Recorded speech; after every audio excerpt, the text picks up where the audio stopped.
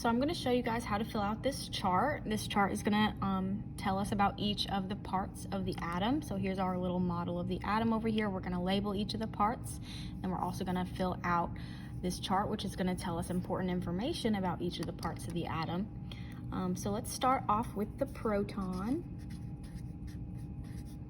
Okay, so the proton has a positive charge. So try to think of that. P for proton is positive. The symbol that we're going to use for the proton is just a P with a plus sign. So that'll help us remember that they're positive as well. Next we have the electron. The electron has a negative charge, and we're going to use the symbol E with a minus sign for negative. And lastly, we have the neutron. Okay, the neutron, think about the first few letters of that. Neutron stands for neutral. So neutral particles have a charge of 0. They don't have a positive or a negative charge. And so the symbol for that neutron is going to have a 0 for no charge. So next, let's talk about where these are in the atom. So the protons and the neutrons are both going to be in the nucleus of the atom. So this right here we can label as the nucleus. The nucleus is just the middle in the center. And then we have two different parts here we need to label. These ones that this box is pointing to have the plus sign. So that is going to be our protons. And the one that doesn't have a plus sign on them, those are our neutrons. Because remember, they're neutral. So the last part we need to label are the electrons. The electrons are going to be these smaller ones that are out here in these things that look like little rings. So those are our electrons. Okay. And there's a name that we're going to call this, and it's actually, we're going to call it the electron cloud.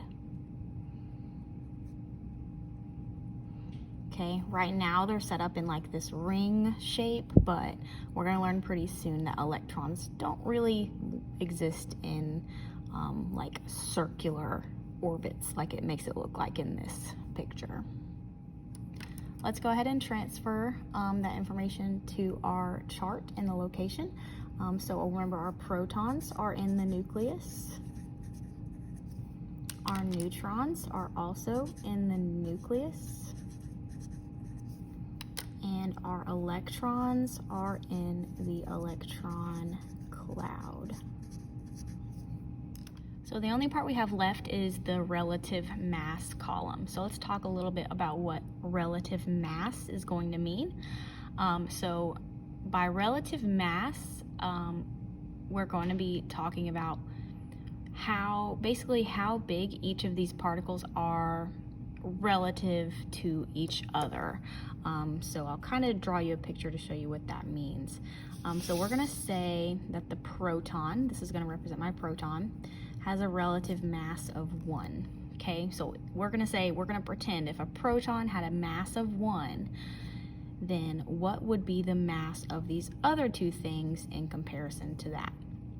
So I'll do neutron next, because the neutron also has a relative mass of 1.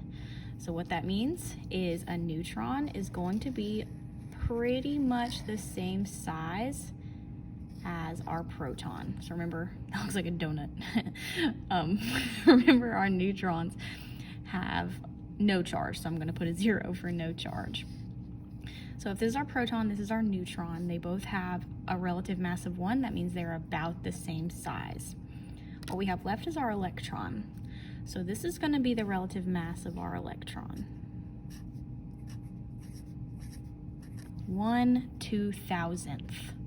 1 divided by 2,000.